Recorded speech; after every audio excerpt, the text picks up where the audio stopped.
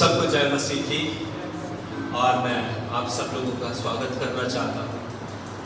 यहाँ पे बैठे हुए जितने लोग हैं और जो मुझको आज सुन रहे हैं लाइव, उन सब के ऊपर परमेश्वर की आशीष को मांगना चाहता हूँ और परमेश्वर की शांति आपके ऊपर बनी रहे, ये प्रार्थना करता हूँ। हिंदी में एक कहावत है, देर आए दुरुस्त आए। और दीपक भैया देर आए लेकिन दुरुस्त आए। मैं बोलता हूँ लाइफ में कभी अपने वाइफ का बर्थडे और अपनी एनिवर्सरी कभी नहीं भूलना चाहिए। हाँ, तो वर्ड ऑफ विजडम कुछ लोगों के लिए जो यहाँ पे वहाँ पे सुन रहे हैं। पास्टर एपी ने जाने से पहले एक बात बोली। उन्होंने अनादर के ऊपर एक बात को बोला। आज का वचन उसी के ऊपर है और आज का जो शीर्षक है वो यही है कि अपने अनादर के द्वारा परमेश्वर की महिमा को नहीं छुपा। अपने अनादर के द्वारा परमेश्वर की महिमा को कभी नहीं छुपा। ये सब शुरू करने से पहले मैं अपने छोटी सी गवाही को देना चाहता हूँ जो पिछले दिनों में हुआ। माफ कीजिएगा, मैं छोटी सी गवाही बोल रहा हूँ, बहुत बड़ी गवाही है मेरे लिए। और मैं जब चेन्नई छोड़ के यहाँ पे आ रहा था तो कुछ ऐसी बातें थी कि मुझे बेचना पड़ा। कुछ मेरे मीन्स लाइक जब बेचा तो मेरे को उसको उतना प्रॉफिट नहीं हुआ, जिसकी वजह से लगभग 3 लाख रुपए का लोन मेरे सर के ऊपर था। मैंने इसके बारे में किसी को बताया नहीं, शायद पास्टर एबी को पता था, मेरी मम्मी को पता था, किसी को ज़्यादा लोगों को पता नहीं था, बहुत कम लोगों को पता था।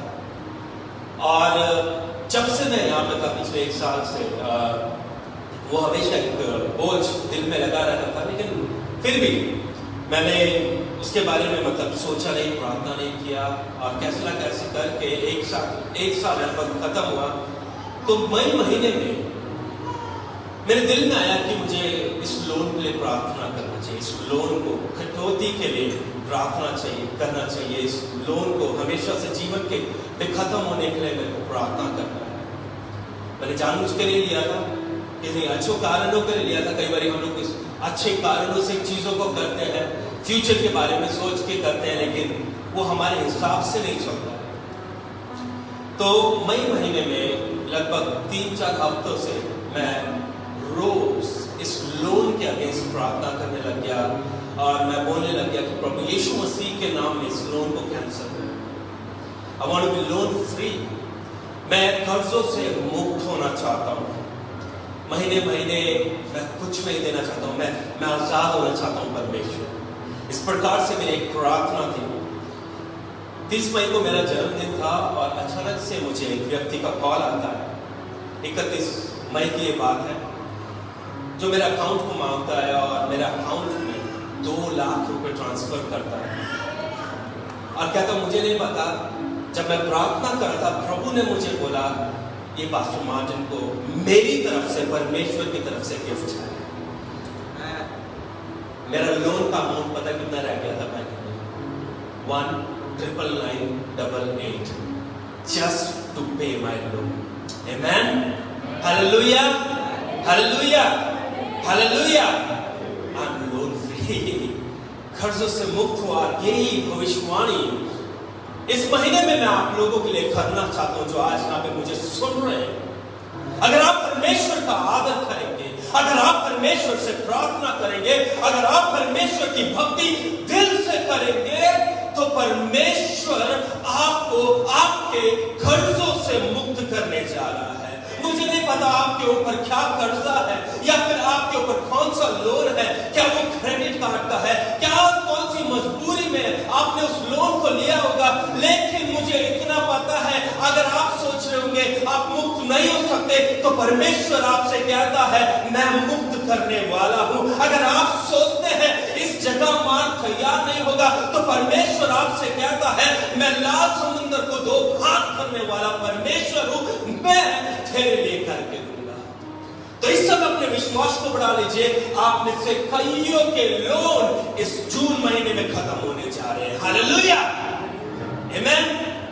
परमेश्वर कैसे करेगा मुझे नहीं पता, परमेश्वर किसके हृदय में बात करेगा मुझे नहीं पता, लेकिन परमेश्वर जिंदा है और वो आपको मुक्त करना करना चाहता है। इसलिए कभी भी अनादर करते हुए परमेश्वर की महिमा को नहीं छुपाना है। कभी भी अपने अनादर के द्वारा, डिसोबीडियंस के द्वारा परमेश्वर की महिमा को नहीं छुपाना है। आइए हम लोग वचन निकाले, पहला राजा उसका 13वां अध्याय, उसका 1 से लेके 30 आयत को हम लोग देखेंगे। पहला राजा की किताब उसका 13 अध्याय, उसका 1 से लेकर 30 आयत को हम लोग देखेंगे। क्योंकि इन दिनों में बहुत सारे लोग मेरे को सुन रहे हैं, इसलिए मैं एक एक करके वचन नहीं पढ़ूंगा। मैं आप लोगों को पृष्ठभूमि में बताऊंगा कि इस कहानी में क्या हो रहा है। ये कहानी बड़ी ही फेमस है। एक जवान नबी के रूप में और एक ओल्ड नबी के रूप में, बुजुर्ग नबी के रूप में इस कहानी को जाना जाता है। जवान नबी और जो है बुजुर्ग नबी की कहानी को भी जाना जाता है। इस कहानी में इस प्रकार से है कि एक नबी, जो जवान नबी है, वो जुदा नामक प्रांत में रहता है और परमेश्वर उसको बेथेल नामक प्रांत में भेजता है। और जब वो पहले वचन में अगर आप देखेंगे तो वो परमेश्वर का वचन सुन के बेथेल नामक जगह में जाता है। दूसरा वचन में इस प्रकार से लिखा है कि वो परमेश्वर के बोलने पे अपने मुंह को खोलता है, प्रोफेसी करता है।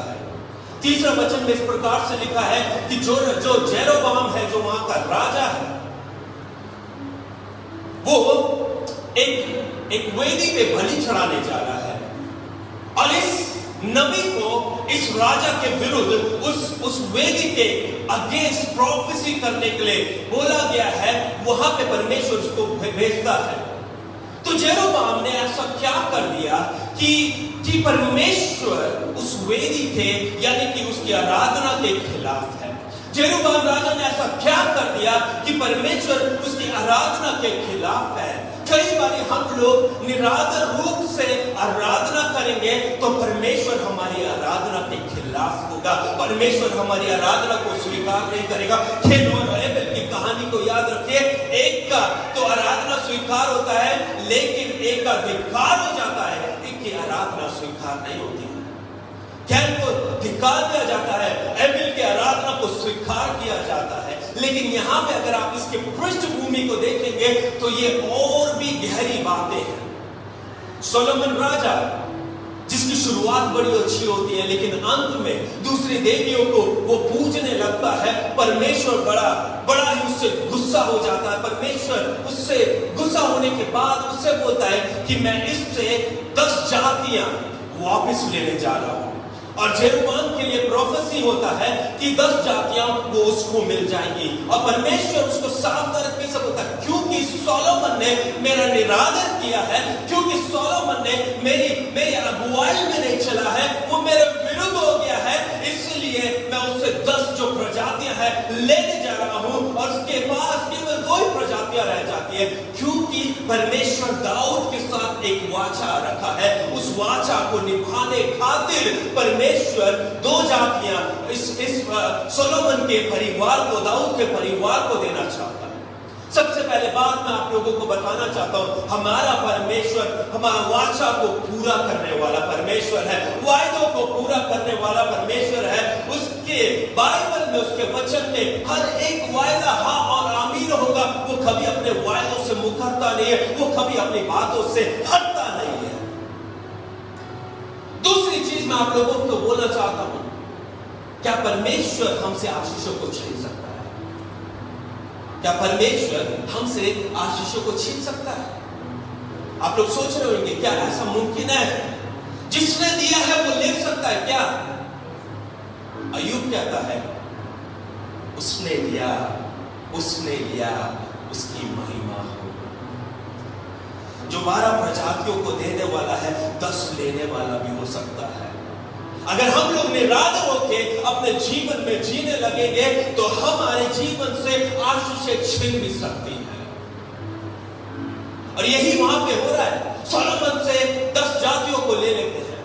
रेहोबाम जो सोलोमन का बेटा है, वो उसका अगला उसके बाद आता है। रेहोबाम के दिल में दया नहीं होती है। रेहोबाम पूरी जातियों को बड़ी कठोरता से उनका न्याय करता है, तो 10 जातियां उसमें से अलग हो जाती है। परमेश्वर का वचन, हर एक वचन सच्चा है, सब कुछ अच्छा है, जैसा परमेश्वर का वचन बोलता है, और जेरोबाम को 10 जातियां मिल जाती है और यहाँ के बाद वो राजा बन जाता है। लेकिन जेरोबाम के दिल में एक खौफ आ जाता है, उसके दिल में एक डर आ जाता है। वो ये सोचता है कि जो 10 प्रजातियां मेरे पास है, जो ये इजराइल की 10 जाति मेरे पास है, हर साल ये जेरूशलेम जाती है चढ़ावा चढ़ाने के लिए, और अगर इसी प्रकार से वो जेरूशलेम जाते रहे तो कहीं ऐसा ना हो एक दिन वो रेहोबाम की तरफ हो जाए और मेरे विरुद्ध हो जाए। तो उसके दिल में इस खौफ के कारण वो एक योजना बनाता है। इस योजना में वो 2 सोने की काफ यानी कि सोने के बछड़ों की मूर्तियां बनाता है, और एक को बेथाल में स्थापित कर देता है और एक को दान में स्थापित कर देता है। वहां पे बोलता है और लोगों को बोलता है, ये जो परमेश्वर है, यही परमेश्वर है जिन्होंने हमें मिस्र में से छुड़ाया है, जिन्होंने हमें लाल समुद्र पार करवाया है, अब उससे इनकी आराधना करना। मेरे प्रियो, मैं आप लोगों को एक चीज बोलना चाहता हूं कि परमेश्वर अगर कभी भी कोई आशीष देता है तो उसमें कभी भय नहीं खाना कि मेरे से ले ली जाएगी। जब तक मेरे दिल में निरादर नहीं होगा तब तक खौफ नहीं खाना, क्योंकि जो देने वाला है वो बचाने वाला भी है, जो देने वाला है वो प्रोटेक्ट करने वाला है। कई बार हम लोग अपने आप ही डर जाते हैं और हम लोग निरादर तरीके से डिसोबीडियंस में चले जाते हैं, परमेश्वर के विरुद्ध चले जाते हैं। परमेश्वर ने इस बंदे को, इस व्यक्ति को, इस राजा को बोला कि मैं इस कारण से सोलोमन से छीन रहा हूं, लेकिन वही अपने डर के कारण वही पाप कर बैठता है, वही मूर्ति पूजा स्टार्ट कर देता है। वहीं पे अगर आप देखते हैं कि याजक को स्थापित करता है, दूसरे देवी देवताओं को मानने वाला व्यक्ति बन जाता है, और बेथेल में इन बछड़ों की पूजा कर रहा है, उनके लिए एक वेदी बना दिया है। और ये जो जवान नबी है इसके विरुद्ध प्रोफेसी करने के लिए आता है, और वहां पे परमेश्वर का वचन इस प्रकार से कहता है। पहली बात तो है जब वो परमेश्वर का वचन आता है तभी वो निकलता है। दूसरा वचन इस प्रकार से कहता है, जब परमेश्वर का वचन आता है तभी बोलता है। मेरे प्रियो, हमारे जीवन में कितनी आज्ञाकारिता है। क्या जब मेरे को परमेश्वर भेजता है तब मैं जाता हूं? जब क्या परमेश्वर मुझे बोलने के लिए बोलता है तब मैं बोलता हूं? कई बार ऐसा होता है जब परमेश्वर बोलने के लिए बोलता है हम चुप हो जाते हैं, जब परमेश्वर जाने के लिए बोलते हैं तो हम लोग दरवाजों को बंद करते हैं। अगर अपने जीवन में आशीष को चाहते हैं, इस प्रकार से आज्ञाकारिता अपने जीवन में रख लीजिए कि परमेश्वर आपको जहां भेजने के लिए तैयार हो वहां पे जाए, जहां पे बोलने के लिए तैयार है बोलने के लिए बोले, वहां पे अपने मुंह को खोल दे। यशायाह इस प्रकार से बोलता है, परमेश्वर मैं हाजिर हूं, परमेश्वर मैं हाजिर हूं, जहां तू जाना चाहता है मुझे भेज, जो तू बोलना चाहता है मेरे से बात कर। मेरे प्रियो, आप सब लोग परमेश्वर के उस महिमा को कैरी करते हैं, आप लोग उसकी महिमा के व्हीकल हैं, आप लोग उसकी गाड़ी है।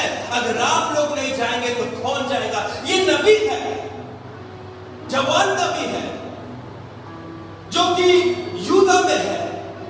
लेकिन यहां पे एक और चीज मेरे को बड़ी डरा देती है कि पूरे इजराइल में एक सच्चा नबी नहीं बचा है जो उस राजा के खिलाफ खड़े हो जाए, उस आराधना के खिलाफ खड़े हो जाए।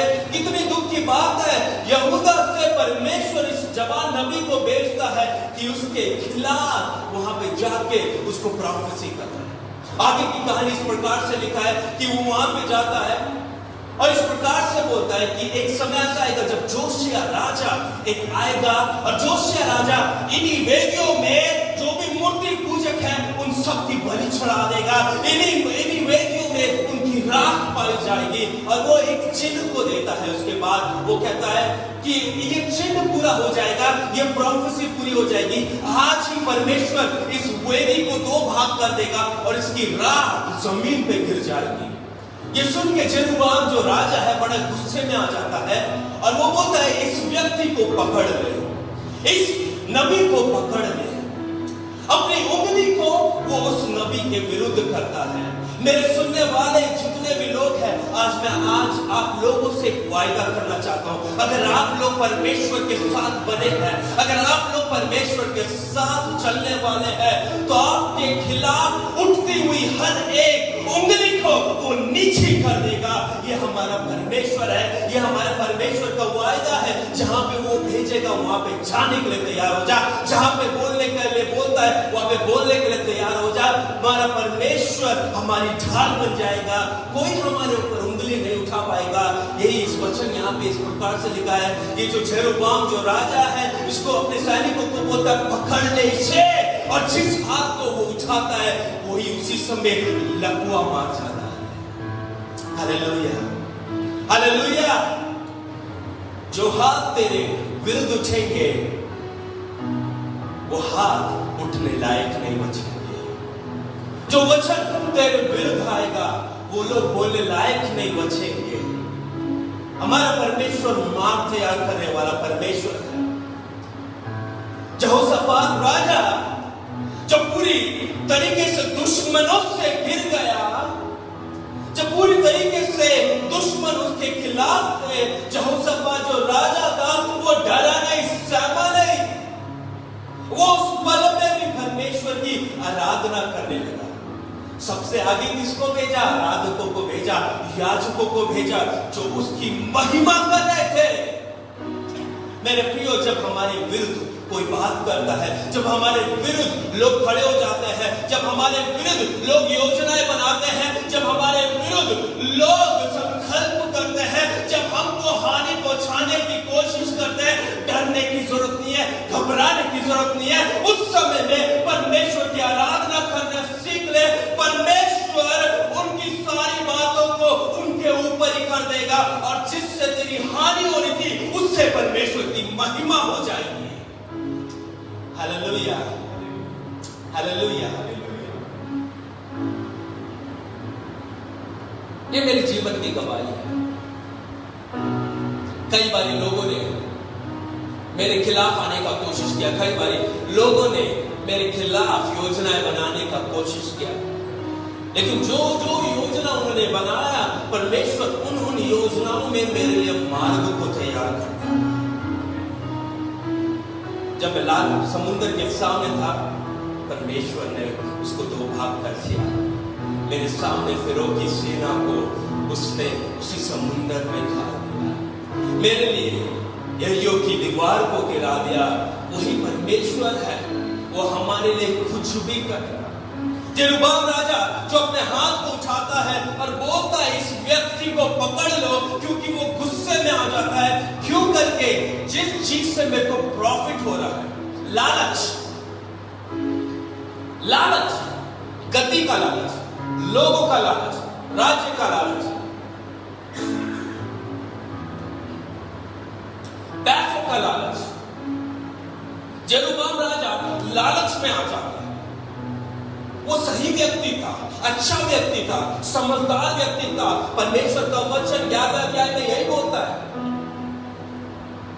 लेकिन जब वो राजा बन जाता है तो इजरायली लोग हैं, वो जेरूशलेम जा रहे हैं, चढ़ावा चढ़ाने जा रहे हैं। तो इन देश इन जो 10 ट्राइब के लोग हैं वो वहां पे जाके पैसा क्यों दे रहे हैं? लालच, लालच मेरे जीवन में हमको गिरा देता है। मेरे को किस चीज का लालच है? हमको किस चीज का लालच है? क्या हमको महिमा का लालच है? क्या हमको पैसों का लालच है? क्या हमको पावर का लालच है? या फिर ऑपोजिट सेक्स का लालच है? किसी लड़के का लालच है? किसी लड़की का लालच है? या फिर मोबाइल देखने का लालच है? या फिर टीवी देखने का लालच है? या फिर पोर्नोग्राफी देखने का लालच है? या फिर नशे करने का लालच है? लालच कई प्रकार से हो सकते हैं, लेकिन हर लालच का एक ही परिणाम होता है, वो हमारे जीवन में हमारी आत्मा को गिराता है, हमारे गिरावट का कारण बनता है। लालच हमको गिराएगा। मेरे प्रियो, मैं आप लोगों को उत्साहित करना चाहता हूं, अपने जीवन में केवल एक ही इच्छा को रखें। अपने जीवन में केवल एक ही इच्छा को रखें कि अपने जीवन से केवल और केवल परमेश्वर को ही महिमा दें। इस कहानी में इस प्रकार से लिखा है, ये जो जेरुब्बाल राजा है, ये उसकी तरफ इशारा करता है कि इसको पकड़ ले, गुस्से में है, लालच के कारण। क्यों? मेरा जो प्रॉफिट मेकिंग बिजनेस है बेथेल में, कहीं उस नबी के कारण खराब ना हो जाए। कई बार हम लोग जानते हैं कि क्या सही है क्या गलत है, उसके बावजूद भी गलत करते हैं क्योंकि उसमें हम लोग अपने फायदे को देखते हैं। जब दिल्ली में मैं काम कर रहा था, सेवकाई कर रहा था, एक दिन जाके एक घर में प्रचार किया। प्रचार करने के बाद वहां पे जो लोग थे परमेश्वर को सुनने के बाद उस परिवार में बहुत परमेश्वर का खौफ आया। लेकिन जो उस परिवार का अगुवा था, वो व्यक्ति था, वो मेरे को साइड में लेके गया। क्या था, पास्टर जी आपने जो प्रचार किया मेरे दिल को छू लिया, मैं करना चाहता हूं लेकिन कर नहीं सकता। मतलब क्या बात है, क्यों नहीं कर सकते आप? तो कहता मेरा मोबाइल का बिजनेस है, मेरा मोबाइल का दुकान है, अगर मैं झूठ नहीं बोलूंगा तो मैं कमा नहीं पाऊंगा। अगर मैं झूठ नहीं बोलूंगा तो कमा नहीं पाऊंगा, मेरे घर का खर्चा कैसे चलेगा? तो मैंने उसको बोला क्या सच्चाई से परमेश्वर चला सकता है? क्या सच्चाई का अगर तू रखेगा तो परमेश्वर कर सकता है? कहता मुझे नहीं पता। मैंने बोला कोशिश तो करके दे। कई बार हमको पता है हम लोग गलत कर रहे हैं लेकिन फिर भी करते हैं क्योंकि उसमें हमको फायदा दिखता है। चौड़े मार्ग में बहुत लोग चलते हैं, चौड़ा मार्ग आसान है चलने के लिए, लेकिन चौड़े मार्ग का जो अंत है वो नरक में ही जाएगा, वो नरक में ही जाएगा। परमेश्वर कहता है मेरे पीछे चलना है तो सकरे मार्ग में होकर चलना है, मेरे पीछे चलना है तो अपना क्रूस उठाकर चलना है, प्रभु यीशु मसीह के पीछे सच्चाई और आत्मा के साथ चलना है। मेरा फायदा हो, मेरे परिवार का फायदा हो, ये सोच के नहीं चलना है। अगर प्रभु यीशु मसीह के पीछे चलना है तो यही सोच के चलना है कि मेरे जीवन से केवल और केवल परमेश्वर के राज्य को फायदा। Hallelujah, hallelujah. जब सैनिक उस तरफ जा रहे होते हैं, परमेश्वर का वचन कहता है इसको लकवा मार जाता है, उसका हाथ उसी समय फ्रीज हो जाता है। और इस व्यक्ति ने, इस परमेश्वर के व्यक्ति ने जब बोला था कि इस वेदी में दो टुकड़ा हो जाएगा, बीच में से वेदी फट जाएगी और उसकी राख जमीन पे गिर जाएगी, उसी प्रकार से वो चिन्ह पूरा हो जाएगा। परमेश्वर ने हम सबके जीवनों में वायदे रखे, परमेश्वर ने हम सबके जीवनों में चिन्ह रखे हैं। अगर हम लोग परमेश्वर के साथ आज्ञाकारिता के साथ जीते हैं, मैं आप लोगों को यकीन दिलाना चाहता हूँ, आप कहीं पे भी क्यों ना हो, अपने दुश्मनों के बीच में क्यों ना हो, कैसी भी परेशानियों में क्यों ना हो, कैसी भी परिस्थिति में क्यों ना हो, आप चाहे जंगलों में हो, पहाड़ों में हो, भूलोक में हो, आसमानों में हो, आप कहीं पे भी क्यों ना हो, आप जहां पे भी होंगे, आपके द्वारा परमेश्वर के चिन्ह पूरे होंगे। हालेलुया। प्रभु यीशु मसीह अपनी सेवकाई को शुरू होने से पहले एक बात बोलता है कि परमेश्वर ने मुझे दूसरों को आजाद करने के लिए भेजा है, भूखों को खाना खिलाने के लिए भेजा है, रोगियों को चंगा करने के लिए भेजा है। अब तक सेवकाई शुरू नहीं हुई है, लेकिन वो उसका चिन्ह है कि वो मसीहा है। और वो चिन्ह क्या है कि ये जब चलेगा फिरेगा वहां पे चमत्कार होगा। और जहां जहां प्रभु यीशु मसीह गए, जहां जहां यीशु मसीह गए, उसके चिन्ह, वो प्रभु के चिन्ह उसके जीवन में दिखते रहे। हालेलुया। आप किसी भी परिस्थिति में क्यों ना हो, परमेश्वर उस परिस्थिति में भी अपने चिन्हों को आपके जीवन के द्वारा दिखाएगा। अब सोचते हैं शायद मेरा जॉब जो जॉब की जगह है ना बड़ी मुश्किल हो। मास्टर जी बोलना आसान है, आप उधर से बोल सकते हो, लेकिन मेरे बॉस को अभी तक आपने फेस नहीं किया है, मेरी इंस्टीट्यूट को अभी तक आपने फेस नहीं किया, मेरे प्रोफेसर को अभी तक आपने फेस नहीं किया है, मेरे से जिसने कर्जा लिया है उसको अभी तक आपने फेस नहीं किया है। ओ पास्टर उधर से बोलना आसान है, लेकिन आप ही जब आप मेरे जगह पे होंगे तब आप कैसे होगा, तब आपको पता लगेगा। मेरे प्रिय, मैं आपको याद दिलाना चाहता हूं, हम उस परमेश्वर की आराधना करते हैं जो अपने चिन्ह को दानियल के लिए उस कुएं पे दिखाता है। Hallelujah, hallelujah, hallelujah. हमारा परमेश्वर चिन्हों को दिखाने वाला परमेश्वर है, वायदों को पूरा करने वाला परमेश्वर है, लेकिन एक चीज हमसे चाहता है, कि हम आज्ञाकारिता में बने रहे, वफादारी में बने रहे। अगर हम लोग वफादारी से अलग हो जाएंगे तो हमारे जीवन में हमारा नुकसान होगा, हमारे जीवन से आशीष छूट जाएगी। और वो कई बार परमेश्वर नहीं छूटता, शैतान आके चुरा के जाता।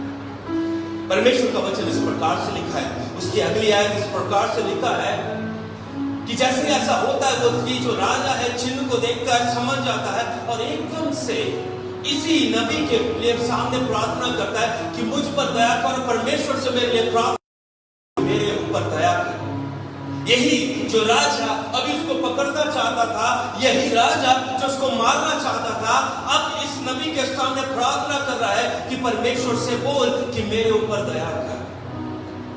मेरे प्रियो, यहां पे इस प्रकार से लिखा है, जैसा राजा ने बोला, ये नबी उसके खिलाफ गुस्सा नहीं है, इसने जाके परमेश्वर को ये नहीं बोला इसको अभी खत्म कर दे, काट दे, फिनिश कर दे, इसने मेरे को फिनिश करने का कोशिश किया। मैं एक दिन एक भाई से बात कर रहा था और मैं बोल रहा था कि हम लोग कई बार धार्मिकता में बड़े प्राइड को रख लेते हैं, धार्मिकता में बड़े प्राउड हो जाते हैं, घमंडी हो जाते हैं। धार्मिकता की घमंड कई बार मसीह लोगों के जीवन में सबसे बड़ा गिरने का कारण ही यही होता है, वो है धार्मिकता का घमंड। किस चीज का घमंड? जो यहाँ पे बैठे बोलिए, धार्मिकता का घमंड। सब लोग बोलिए, धार्मिकता का घमंड, धार्मिकता का घमंड, धार्मिकता का घमंड। जो लोग मुझको सुन रहे हैं वो लोग बोलिए, धार्मिकता का घमंड। ये धार्मिकता का घमंड क्या है? इस धार्मिकता के घमंड में क्या होता है कि कुछ लोग हमको हानि पहुंचाते हैं, कुछ लोग हमको हानि पहुंचाते हैं, कुछ लोग हमको चोट पहुंचाते हैं, कुछ लोग हमको चीट कर देते हैं, हमको दुख पहुंचाते हैं, हमारे आंसू निकलते हैं और हम परमेश्वर के सामने जाते हैं और चिल्लाते हैं, परमेश्वर को बोलते हैं, प्रभु मेरे आंसू निकले, तू इसकी कीमत को तू अदा करेगा, प्रभु तू जानता है, तू पूरा करेगा, मैं अपने हाथ में कुछ नहीं रख रहा, तू ही न्याय करेगा। है? कितना लोगों ने ऐसा प्रार्थना किया? बहुत लोगों ने किया होगा, मैंने भी किया है? और उसके बाद क्या होता है?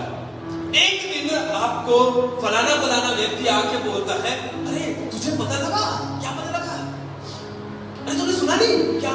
अरे वो जो व्यक्ति है वो फलाना फलाना वो वाला, अरे हाँ हाँ हाँ हाँ, बड़ा खराब व्यक्ति है। अरे अब तो अरे पूरा खत्म हो, उसका बिजनेस खत्म हो गया, लकवा मार गया, बीमारी हो गया, ये हो गया, वो हो गया। एकदम से हम बोलते हैं, मैंने प्रार्थना किया था, मेरे को दुख पहुंचाया था, देख उसका वही अंजाम हुआ। हम में से कितने लोग ऐसे इस प्रकार से सोच को रखते हैं? कई बार हम लोग इस सोच को रखते हैं कि उसके खिलाफ बुरा हुआ है क्योंकि उसने मेरे खिलाफ कुछ किया है, उसको बोलते हैं धार्मिकता का घमंड। लेकिन यहाँ पे हम लोग इस नबी को हलीमियत में देखते हैं। यहाँ पे वो अपने घमंड को नहीं दिखा रहा है, यहाँ पे ये नहीं बोल रहा है कि देख उसका जीवन में अभी हुआ है, तूने ऐसा मेरे साथ किया इसलिए तेरे साथ ऐसा हुआ, ये कुछ नहीं बोलता है। ये बोलता दया कर, परमेश्वर से प्रार्थना कर कि परमेश्वर मुझ पर दया करे। एक मूर्ति पूजक राजा जो परमेश्वर के विरुद्ध है, जिसने परमेश्वर के खिलाफ आराधना शुरू कर दी है, जिसने सोने के बछड़ों को बना दिया है, लोगों को गुमराह किया है, उस समय उसको मृत्यु दंड मिलना चाहिए। लेकिन ये नबी उसके लिए प्रार्थना करता है कि हे परमेश्वर इसके ऊपर दया कर, और परमेश्वर उसकी प्रार्थना को सुनता है। मेरे प्रियो, आप सच्चे मसीह के चिन्ह को जानना चाहते हैं? एक सच्चा मसीह कौन है? एक सच्चे मसीह का चिन्ह क्या है? एक सच्चा मसीह वो है जो अपने दुख करने वालों को, जो आपको दुखित करते हैं, जो आपको कष्ट पहुंचाते हैं, उसको माफ करना जानता है और उसके लिए प्रार्थना करता है। उसको नष्ट करने के लिए नहीं, उसको बनाने के लिए प्रार्थना करता है। वो ही सच्चा मसीह है, वही सच्चा मसीह है, क्योंकि वही चिन्ह तो प्रभु यीशु मसीह ने कलवरी क्रूस पे दिखाया। जब उसको कलवरी क्रूस पे उसका ठट्टा उड़ा दिया गया, उसके कपड़ों को फाड़ दिया गया, उसके पूरे शरीर से लहू निकल रहा था। लोगों ने उसका ठट्टा किया, लोगों ने बोला क्या तू ही यहूदियों का राजा? अगर तू ही यहूदियों का राजा है तो क्रूस पर से निकल। सब लोग उसका मजाक उड़ा रहे थे, मार रहे थे, थूक रहे थे। एक परमेश्वर जो जिंदा परमेश्वर है, उसका मजाक उड़ाया जाए, उसके मारा जा रहा है, उसके ऊपर थूका जा रहा है। लेकिन यही परमेश्वर जब क्रूस पे चढ़ा दिया गया है, अंतिम समय में उस क्रूस पर जब शायद उससे सांस को लेना भी मुश्किल हो रहा होगा, बड़ी मुश्किल से सांस को ले रहा होगा, क्योंकि जब इंसान को कीलों से ठोक जाता है, वो सांस भी कई बार दम घोटता है, सांस लेने में भी मुश्किल होता है। उन मुश्किल परिस्थितियों में भी मेरा और तेरा परमेश्वर, मेरा और तेरा परमेश्वर, जब सब उसका मजाक उड़ा रहे थे, जब उसके शरीर से एक एक खतरा लहू का निकल रहा था, जब वो खाटों का ताज उसके सोच को और उस ब्रेन को शायद छीन रहा होगा, उसके स्कल को छीन रहा होगा, उसके सर को छीन रहा होगा, उस बड़े दर्द में, उस बड़ी कठिनाई में वो परमेश्वर से प्रार्थना करता है और बोलता है, हे पिता, इन्हें माफ कर, ये नहीं जानते ये क्या कर रहे हैं। एक सच्चे मसीह का चिन्ह धार्मिकता का घमंड नहीं है, एक सच्चे मसीह का चिन्ह है दीनता की प्रार्थना, एक सच्चे मसीह का चिन्ह है दूसरों को आबाद करने की याचना, बर्बाद करने के लिए आबाद करने की याचना। मुझे नहीं पता आपको कितने लोगों ने दुख पहुंचाया होगा, आपको कितने लोगों ने परेशान किया होगा, लेकिन अगर आप परमेश्वर की आज्ञाकारिता में है तो आज घुटने टेक कर उस व्यक्ति के लिए प्रार्थना करना और उसको बोलना, प्रभु इस व्यक्ति को मैं प्रभु यीशु मसीह के नाम से आबाद करता हूँ, इस व्यक्ति पे प्रभु यीशु मसीह के नाम से मैं जीवन को फूंकता हूँ, इस व्यक्ति को आबाद होने दे, इस व्यक्ति को अच्छा होने दे। मेरे प्रियो, जितने लोग दुख पहुंचाते हैं, आप आके रोते होंगे, आपको कष्ट होता होगा, लेकिन उस कष्ट में भी आप दीनता की और उदारता की प्रार्थना करना। हालेलुया। परमेश्वर का वचन इस प्रकार से लिखा है, ये जो राजा है एकदम से चंगा हो जाता है, उसी समय उसको चंगाई मिलती है। और फिर 7वें वचन में इस प्रकार से लिखा है, ये उसको बुलाता है कि तू मेरे साथ चल, मेरे साथ भोजन कर, और मैं तुझको कुछ गिफ्ट देना चाहता हूँ, मैं तुझको पैसा देना चाहता हूँ। और वचन 8, 9 और 10 में हम पाते हैं कि ये जो परमेश्वर का दास है, नबी है, ये इस राजा को बोलता है कि मैं चाहे तो अगर तू मुझको अपना आधा धन दौलत दे देगा, अपना आधा राजपाट भी दे देगा, तभी भी मैं स्वीकार नहीं करूंगा, क्योंकि परमेश्वर ने मुझे वचन देके भेजा था कि जब तू वहां पे जाएगा, कुछ लेना नहीं, कुछ खाना नहीं, और जिस रास्ते से तू जाएगा उसी रास्ते से वापस नहीं आना। आमेन, हालेलुया। अब तक सब सही है, अब तक सब सही है। ये कहानी में अब तक 10 आयत तक सब कुछ सही है, लेकिन 11वीं आयत से गड़बड़ होना शुरू हो जाता है। 11वीं आयत में इस प्रकार से लिखा है कि वहां पे बुजुर्ग नबी था, उसके 2 बेटे थे, उसके बच्चे लोग आते हैं और ये अपने बुजुर्ग बाप को बोलते हैं कि ऐसा ऐसा फलाना जूदा से एक नबी आया और उसने जेरोबाम के खिलाफ इस प्रकार से, उसकी वेदी के खिलाफ, उसकी आराधना के खिलाफ इस प्रकार से उसने प्रोफेसी की, भविष्यवाणी किया, और ये चिन्ह हुआ। तो ये जो बुजुर्ग नबी है एकदम से बोलता है कि मेरा जो गधा है उसको तैयार करो, और उसकी खोज में निकल जाता है। और ये जो जवान नबी है वो एक पेड़ के नीचे आराम कर रहा होता है, और ये जो बुजुर्ग नबी है उसके पास जाता है और उससे पूछता है कि तू ही वो नबी है क्या? तो वो बोलता है हाँ मैं ही नबी हूँ।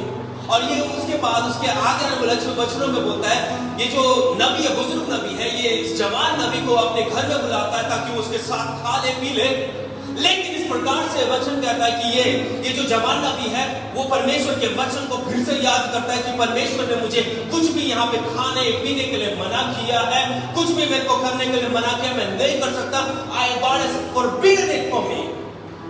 लेकिन ये जो बुजुर्ग नबी है ये इसको बोलता है कि मैं भी तेरे समान एक नबी हूँ, और परमेश्वर के दूत मेरे पास आए, और परमेश्वर के दूतों ने मुझे आके बोला कि इस नबी को घर पे लेके आ, इसका खाना पान खिला, इसको खाना पीना खिला, इसकी सेवा कर। और परमेश्वर का वचन कहता है ये जो जवान नबी है ये इसके साथ चल बैठता है। दूसरा चीज मैं आप लोगों को बताना चाहता हूं कि जब हम लोग परमेश्वर के साथ आज्ञाकारिता में जीते मेरे प्रियो, अपने जीवन में हमेशा चौकन्ना रहे। कई बार हम लोग सोचते हैं कि शैतान जब आएगा तो बड़ा खौफनाक तरीके से दिखेगा। हमारे मनों में पिक्चर है ना शैतान की, कैसा पिक्चर है? दांत बड़े बड़े हैं, काला शरीर होगा, नाखून एकदम बड़े बड़े होंगे, आवाज एकदम अलग होगी। Pastor Martin, I was waiting for this. लेकिन कई बार शैतान हमारे जीवन में एक दोस्त के रूप में आता है। कई बार शैतान हमारे जीवन में हमको गिराने के लिए जिस व्यक्ति के ऊपर हम सबसे ज्यादा भरोसा करते हैं उसके रूप में आता है। कई बार शैतान जहां पे हम सोच नहीं रख सकते हैं ऐसी जगहों से ऐसे लोगों को हमारे जीवन में लेकर आता है। वो नशेड़ियों को नहीं, वो बुरे काम करने वालों को नहीं, कई बारी जो हमको धार्मिकता की मूर्ति लगते हैं, धार्मिकता के पुजारी लगते हैं, बड़े प्रार्थना करने वाले लगते हैं, वो आके हमको कई बारी गिरा देते हैं। तो इसलिए मेरे प्रियो, हमेशा अपने जीवन में चौकन्ना रहे। किसी के खिलाफ मैं ये नहीं बोल रहा हूं कि वो अपनी उंगली को उठाए, किसी को शक की नजर से देखे। यहां पे सबसे बड़ी गलती पता क्या हुआ? जब ये बुजुर्ग व्यक्ति इसको बोलता है कि परमेश्वर के दूत ने मुझे ऐसा करके बोला है, इस व्यक्ति का इस जो जवान नबी का कर्तव्य था कि वो परमेश्वर से पूछता कि परमेश्वर इसमें तेरी इच्छा है। हम लोग कितनी बार परमेश्वर की इच्छा के खोजी है, परमेश्वर की इच्छा के पीछे चलने वाले हैं। कितनी बार जब हमको जॉब का प्रपोजल आता है, अब परमेश्वर के सामने जाके पूछते हैं कि परमेश्वर इसमें तेरी क्या इच्छा है। कितनी बार जब हम लोग 10th स्टैंडर्ड को खत्म करते हैं और जब 11th स्टैंडर्ड की स्ट्रीम को लेना है, जब मुझे कॉमर्स को लेना है, साइंस को लेना है या फिर कोई स्ट्रीम को लेना है, तब हम कितनी बार परमेश्वर से जाके पूछते हैं कि परमेश्वर इसमें तेरी इच्छा है। कितनी बार जब हमको मैरिज प्रपोजल्स आते हैं या फिर मंगनी होने वाली थी, हम परमेश्वर के सामने जाके बोलते हैं कि परमेश्वर इसमें तेरी इच्छा है। कितनी बार ऐसा होता है जब हम लोग प्रॉपर्टी को इन्वेस्ट करने जा रहे हैं, जब हम लोग अपनी इनकम को इन्वेस्ट करने जा रहे हैं, हम परमेश्वर के सामने जाके पूछते हैं कि परमेश्वर इसमें तेरी इच्छा है। हमारे जीवन में हमारी सबसे बड़ी गड़बड़ी का कारण ही यही है कि हम परमेश्वर की इच्छा को ढूंढते नहीं है। हम लोग अपने मन मर्जी से चलते हैं, हम लोग दूसरे के ऊपर भरोसा कर देते हैं। भैया आपका नाम क्या है? मेरा नाम तो डैनियल है। अरे ये भी मसीह है, ये कैसे धोखा देगा? अरे ये तो जवान व्यक्ति है, तो प्रभु का चर्च में जाने वाला व्यक्ति है, इसने अगर व्हाट्सएप में फ्रेंडशिप मैसेज भेज दिया तो ये कैसे धोखा देगा? मेरे प्रियो, कई बारी जो मसीह नाम वाले हैं ना, वही आके धोखा देंगे। इसलिए चौकन्ना रहे, कहीं ऐसा ना हो जिसके ऊपर तूने सबसे ज्यादा भरोसा करके रखा है वही तेरे गिरने का कारण है। क्योंकि मेरी भी गवाही ऐसी ही है, जिसके ऊपर मैंने सबसे भरोसा रखा उसने ही मुझे गिराने का कोशिश की। मेरे प्रियो, जो हमारा भरोसा है वो केवल और केवल प्रभु पे होने वाला होना चाहिए, केवल और केवल प्रभु पे होने वाला होना चाहिए। जितनी बार मिले, जितनी बार कोशिश हो सके, उतनी बार प्रभु के सामने जाना और उतनी बार परमेश्वर से पूछा इसमें तेरी इच्छा है। कौन इसमें तेरी इच्छा है? जूते लेने जा रहा हूं उसमें तेरी इच्छा है, पैंट लेने जा रहा हूं उसमें तेरी इच्छा है, बर्तन लेने जा रहा हूं उसमें तेरी इच्छा है। परमेश्वर की इच्छा को पूछना, परमेश्वर को पहला स्थान देना है। यहाँ पे इस प्रकार से उसके बाद लिखा है कि जो जवान नबी है वापिस बेथेल में जाता है, उसके घर में जाता है, वहां पे उसके साथ बैठ के खाना पी रहा है, वापिस चले जाता है। अरे जिस परमेश्वर के पीछे तू चल रहा है, उस परमेश्वर को छोड़ के फिर से वापिस जा रहा है। जब परमेश्वर ने तुझे बोल दिया कि नशों में नहीं जाना, उन गंदी बातों में नहीं जाना, जहां से तेरे को परमेश्वर ने जिस कीचड़ से निकाला है उन सब बातों में वापस नहीं जाना, जिस जगह से परमेश्वर ने तुझे आजाद किया, जिस गुस्से से तुझे आजाद किया, तू वापस उसी के पीछे जा रहा है।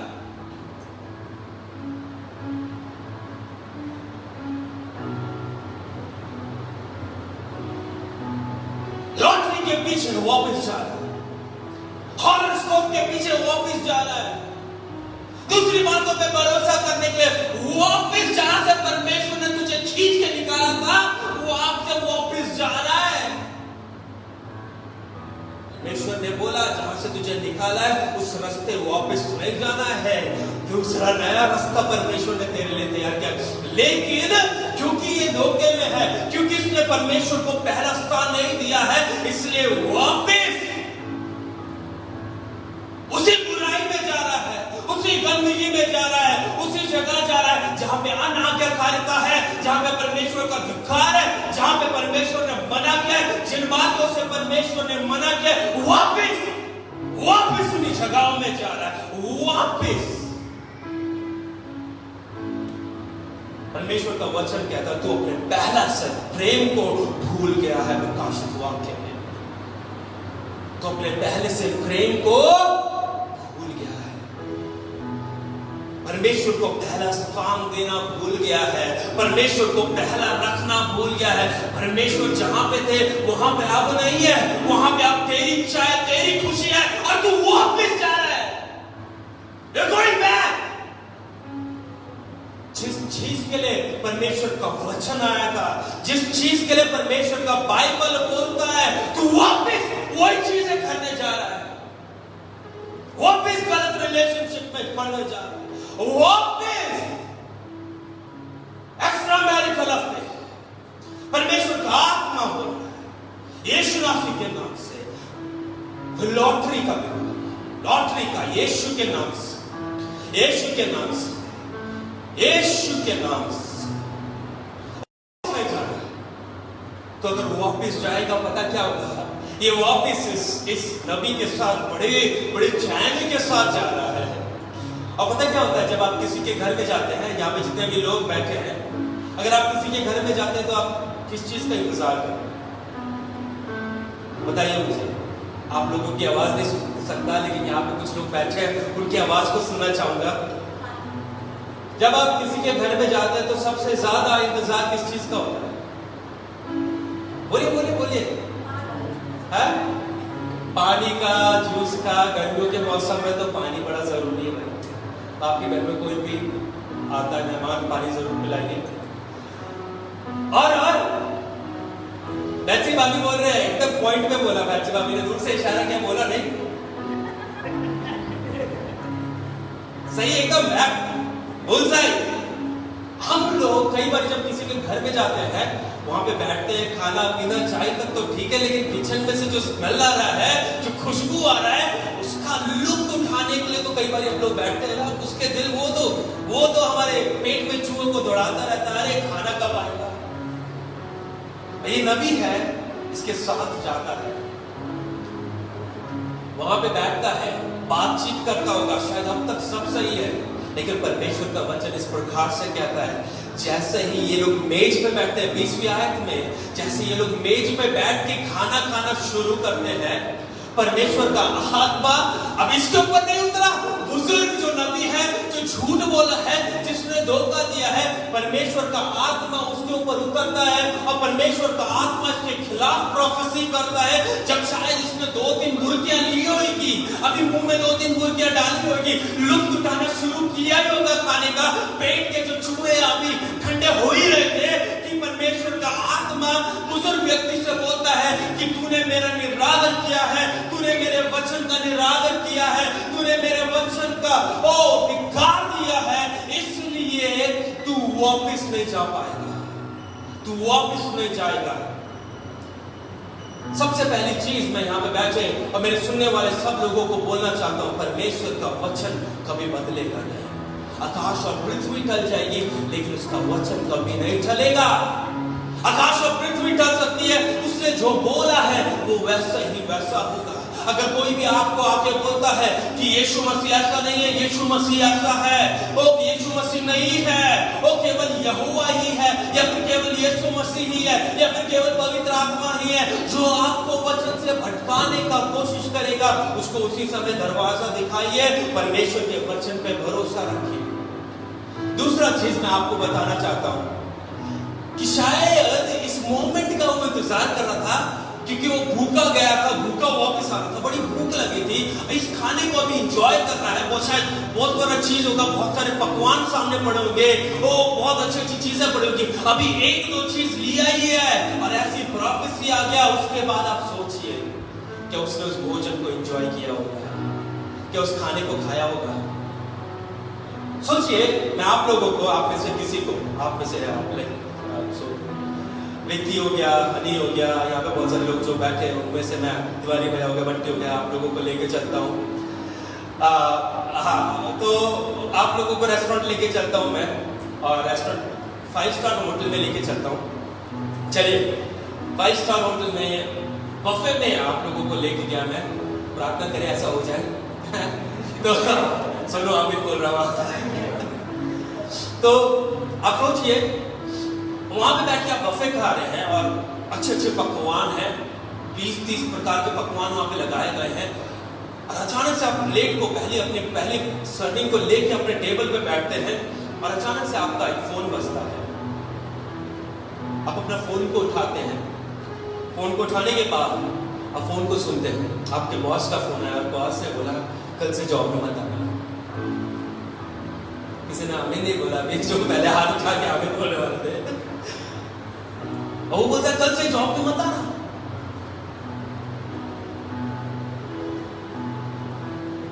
अब सोचिए क्या उस खाने का लुत्फ आप उठा पाएंगे? उस 5 स्टार होटल के खाने का लुत्फ आप उठा पाएंगे? मजा आएगा? आएगा? सारे टेस्ट बड्स मर जाएंगे, टेंशन आ जाएगी। मेरे प्रियो, मैं आप लोगों को एक बात बोलना चाहता हूं, जिन चीजों के पीछे, जिन पापों के पीछे हम लोग परमेश्वर के विरुद्ध होके गए हैं, परमेश्वर की अनाज्ञाकारिता के पीछे गए हैं,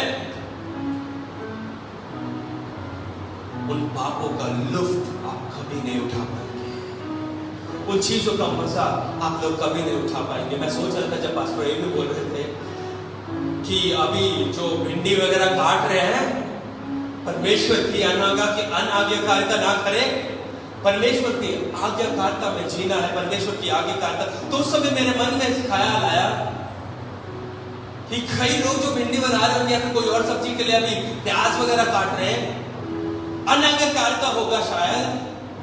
क्यों मैं 2 काम को एक साथ कर रहा हूं, परमेश्वर को पहला स्थान नहीं दे रहा हूं, तो जो खाना बनेगा शायद उसमें टेस्ट होएगा ही नहीं। पहला स्थान परमेश्वर को देना सीख। जिन चीजों के पीछे हम लोग चले गए हैं, जिन चीजों के पीछे हम लोग जा रहे हैं, मेरे प्रियो पीछे जा रहे, उन चीजों का मजा नहीं आएगा। जिसने परमेश्वर को चख लिया है वो दुनिया को फिर से चखेगा, लेकिन दुनिया में मजा नहीं आएगा। जो स्वाद परमेश्वर में है वो स्वाद दुनिया में कभी नहीं आएगा। इसलिए परमेश्वर के साथ पूरी आज्ञाकारिता में अपने जीवन में जी, आगे बढ़, आगे बढ़, आगे बढ़, पीछे नहीं मुड़ना है। परमेश्वर का वचन कहता है, इसने अपना गधा इस नबी को दीवार, ये खाना पीना वहां पे खत्म करता है, जा रहा होता है, और रास्ते में जैसे जा रहा होता है एक शेर आता है और शेर इस जो जवान नबी को मार देता है, उसको मार के वहां पे गिरा देता है। वचन इस प्रकार से कहता है, लेकिन ये शेर ना ही इस लाश को खाता है और ना ही उस गधे को खा रहा है। वहां पे एक तरफ गधा खड़ा है, एक तरफ शेर खड़ा है और बीच में इसकी लाश पड़ी है। लोग जा रहे हैं और लोग जाके ये जो न्यूज को यहाँ पे पहुंचाते हैं, बैतूल में पहुंचाते हैं, और कैसे ना कैसे करके समाचार है ये इस नबी को पता लगता है। और जब ये नबी को ये जो बुजुर्ग नबी है पता लगता है, ये बोलता है इसने, क्योंकि परमेश्वर का अनाज्ञाकारिता क्या था, इसके ऊपर परमेश्वर का कष्ट आया है, न्याय आया है। मैं कहने अंत में एक ही चीज बोल के, 2 चीज बोल के खत्म करूंगा। सबसे पहली चीज, इस व्यक्ति का लिए एक परमेश्वर का वचन आया था। क्या वचन आया था? कि तू वहां पे जाना, अपना काम को करना, खाना पीना कुछ नहीं, जिस रास्ते से जाएगा उस रास्ते से वापस नहीं आना। वो उसके लिए वचन था परमेश्वर का। और अंत में हम लोग देखते हैं, इस कहानी के अंत तक हम लोग जब आते हैं, हम लोग देखते हैं कि एक शेर आके इस व्यक्ति को मारता है, इस जवान नबी को मारता है, लेकिन उसकी लाश को खाता नहीं है। मेरे प्रियो, मैं आप लोगों को एक बात बताना चाहता हूं, कि जब सारी पृथ्वी, जब सारी उसकी सृष्टि उसकी आज्ञा को मानता है, तो क्यों करके मसीह जो उसके नाम का विश्वास करता है, जो उसके वचन को पाए हुए है, जो उसके वचन को उठाकर चलता है और संडे आता है, क्यों करके वो मसीह उसके वचन का पालन नहीं करता है? जब उसके वचन का पालन एक जानवर कर सकता है, तो उसके वचन का पालन हम इंसान क्यों नहीं कर सकते? हालेलुया। परमेश्वर ने हमको स्वर्गदूतों से थोड़ा सा नीचे बनाया है, लेकिन हम मानवों ने अपने आप को जानवरों से नीचे भी कर दिया है। अगर आप लोग परमेश्वर के भक्त लोग हैं, अगर आप लोग परमेश्वर के संग चलने वाले लोग हैं, तो आप लोग अपने जीवन में परमेश्वर की आज्ञाकारिता में जिएंगे, परमेश्वर के कहने को मानेंगे। परमेश्वर का वचन में इस प्रकार से लिखा है, जो मेरी भेड़ें हैं मेरी आवाज को जानती है, यानी कि वो मेरी बातों को सुनती है और मेरी बातों को पूरा करती है। आमीन। और उसके बाद अंत में अगर आप जाएंगे, इसी चैप्टर के अंत में इस प्रकार से लिखा है, इसके बाद मैं खत्म करूंगा, कि इस प्रकार से लिखा है, अंत के वचनों में इस प्रकार से लिखा है कि जो जेरोबोआम राजा है, इन सब के बावजूद नहीं सुधरता है, इन सब के बावजूद नहीं सुधरता है। मेरे प्रियो, शायद अगर ये व्यक्ति, ये जो जवान नबी जिसका हम नाम नहीं जानते हैं, जो जुदा से आया था, अगर आज्ञाकारिता में चले जाता, अपने जीवन को आज्ञाकारिता में जी लेता, तो शायद ये जो जेरोबोआम जो राजा है, इसके दिल में खौफ बना रहता, इसके दिल में डर बना रहता है। लेकिन कुछ समय के लिए इसके दिल में तो डर बना रहा, लेकिन थोड़ी देर के बाद शायद जब इसको ये न्यूज पता लगा होगा, जब इसको ये सुसमाचार पता लगा, समाचार आया होगा, तो ये बोले रहा होगा, दूसरों को शायद ये राजा बोलने वाला होगा, दूसरों को बता रहा होगा, हाँ मेरे को सिखा रहा था, मेरे को सिखाने चला था, खुद अपने आप को नहीं बचा पाया। हालेलुया। मेरे प्रियो, अपनी अनाज्ञाकारिता के कारण परमेश्वर की महिमा को कभी नहीं चुराना है। अपनी अनाज्ञाकारिता के कारण, अपने लालच के कारण, अपने परमेश्वर को पहला स्थान ना देने के कारण, जो शायद परमेश्वर को महिमा मिलनी थी, जो व्यक्ति बदलना था, वो व्यक्ति अंत में नहीं बदला, इन सब के बावजूद भी नहीं बदला। क्यों? उसके जिम्मेदार हम हैं, उसके जिम्मेदार हम हैं। मेरे प्रियो, आज एक सवाल से मैं अंत करना चाहूंगा। कितनी बार ऐसा हुआ है जब हम लोगों ने परमेश्वर की महिमा को चुराया है? कितनी बार ऐसा हुआ है जब हम लोगों ने परमेश्वर को जो महिमा मिलना था, अपनी अनाज्ञाकारिता के कारण खो गया है? कितनी बार ऐसा हुआ है कि कोई व्यक्ति के जीवन में मेरे द्वारा काम हो रहा था, लेकिन मेरे पापों को देख के, मेरे अंदर की कमियों को देख के वो व्यक्ति अभी भी प्रभु को ग्रहण नहीं किया है? क्या मेरे माता पिता तो नहीं है वो? क्या मेरे भाई बहन तो नहीं है वो? क्या मेरे रिश्तेदार तो नहीं है वो? क्या मेरे दोस्त तो नहीं है वो? क्या मेरा बॉस तो नहीं है वो? हम में से कितने लोग आज आज्ञाकारिता से जीने के लिए तैयार हैं? आइए हम लोग अपनी आंखों को बंद करें।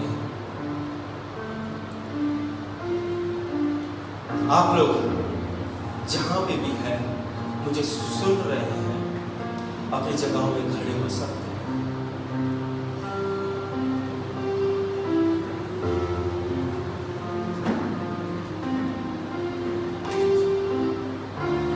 एक से लेके 10 वचन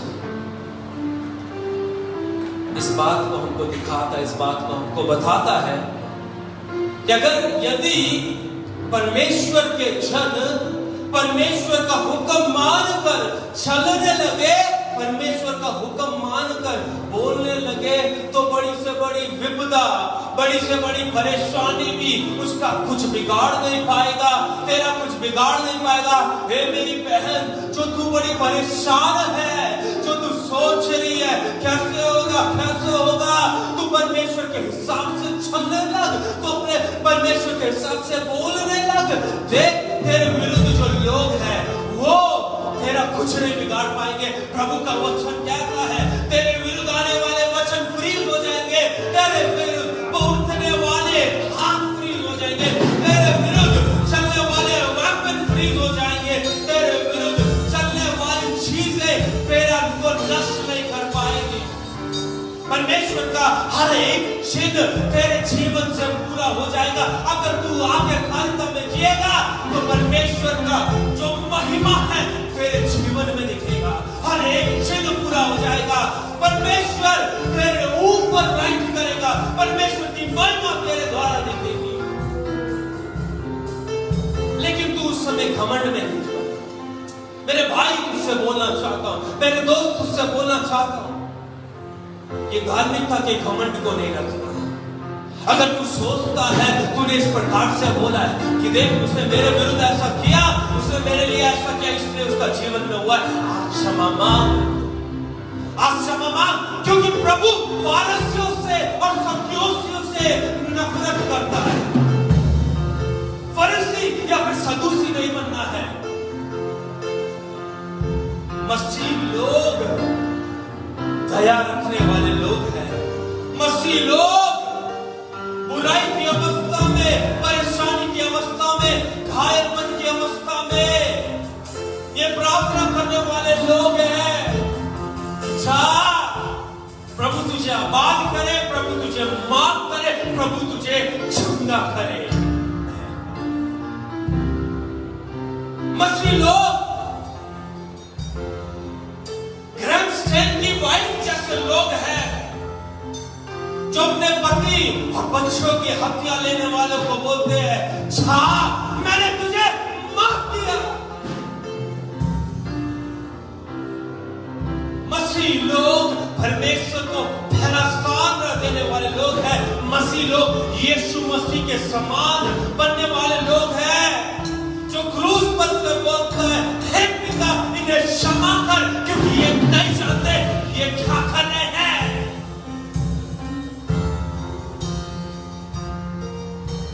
लेकिन कई बार हम लोग आज्ञाकारिता में जीवन को जीने लगते हैं।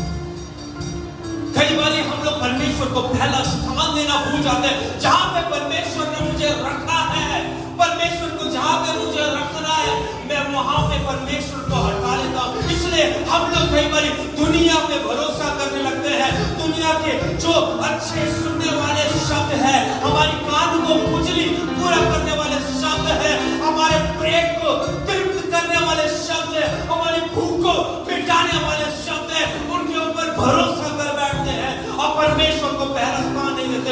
उस समय में हम लोग परमेश्वर से नहीं पूछते कि प्रभु इसमें तेरी इच्छा है क्या, यीशु इसमें तेरी इच्छा है क्या, यीशु तू क्या मुझे ये करना देना चाहता है, तेरे लिए चेतावनी है।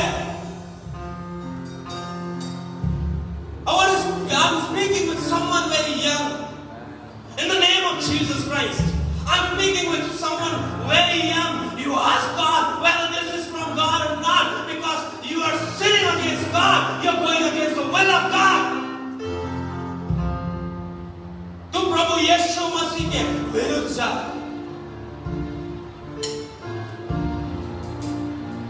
प्रभु को पहला स्थान देना है, प्रभु को पहला स्थान देना, प्रभु को पहला स्थान देना है। क्योंकि अगर हम लोग प्रभु को पहला स्थान नहीं देंगे तो नेचुरली जो मेरा मुंह है वो दुनिया की ओर हो जाएगा।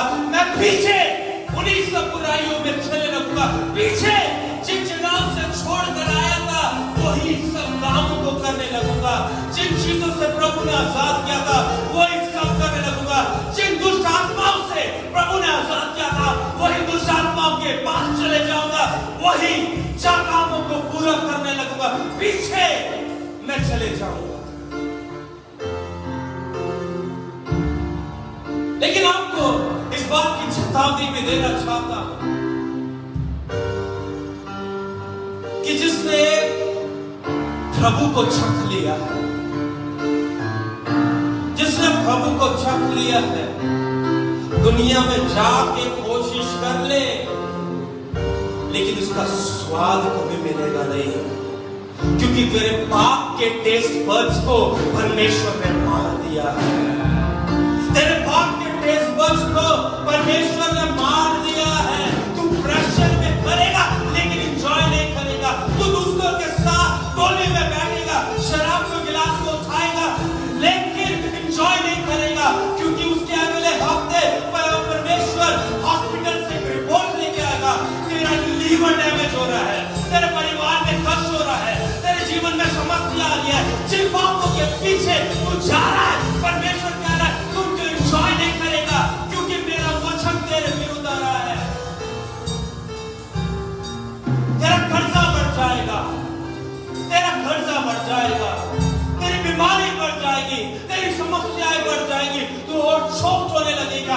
कि तू परमेश्वर को छोड़ के स्वर्ग के समान पूरी गंदगियों में चले गया है। परमेश्वर कहता है उस पर जाने नहीं दूंगा, उससे पहले उसी गंदगी में मेरा वर्षन तेरे में रुकवा।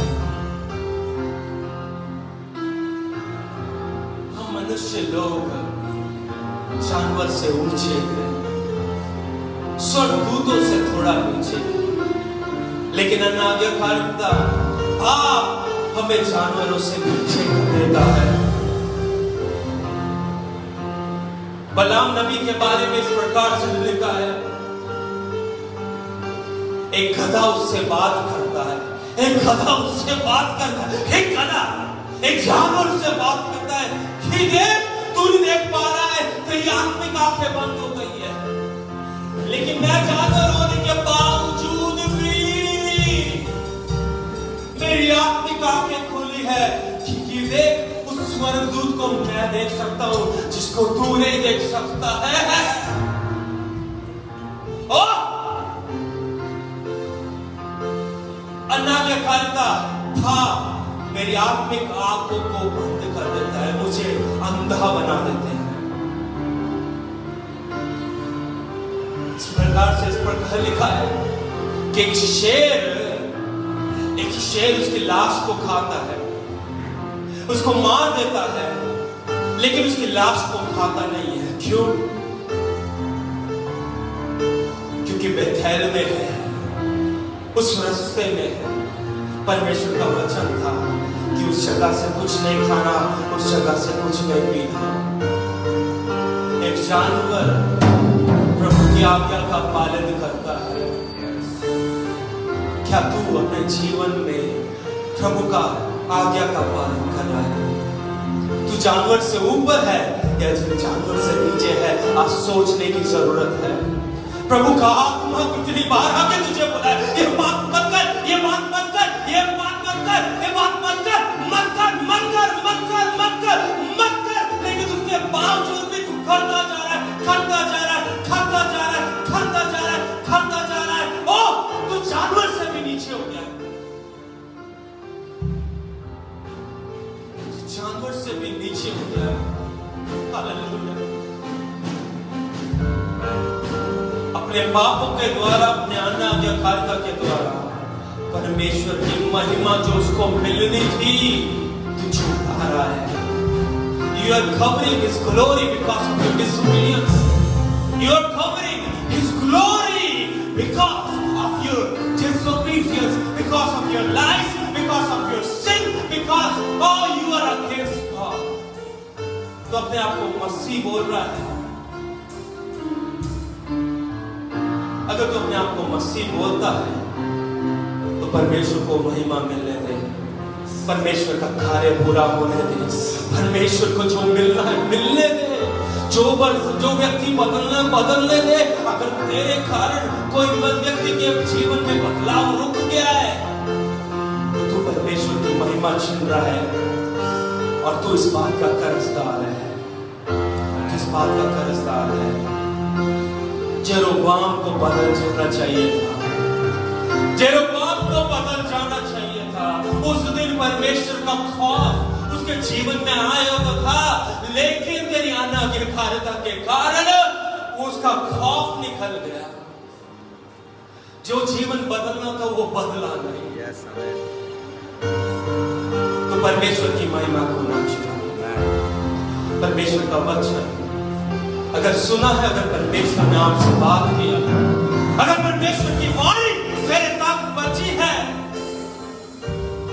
तो एक तरफ तो तू भरोसे में आ जा कि परमेश्वर तेरी ओर से लड़ेगा, और दूसरी तरफ तू सचेत हो जा कि परमेश्वर को पहला स्थान देना है, क्योंकि मैं परमेश्वर की महिमा नहीं छुड़ा सकता।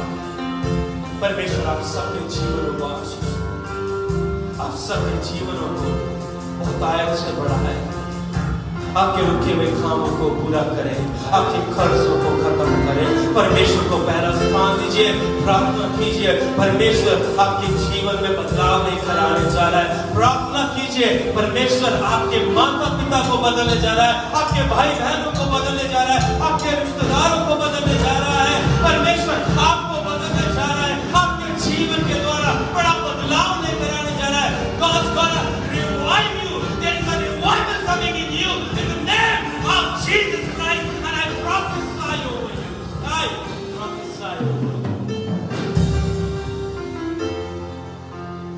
नॉट से पाप ना कर, परमेश्वर की महिमा कर, आदर महिमा कर। यीशु के नाम से मैं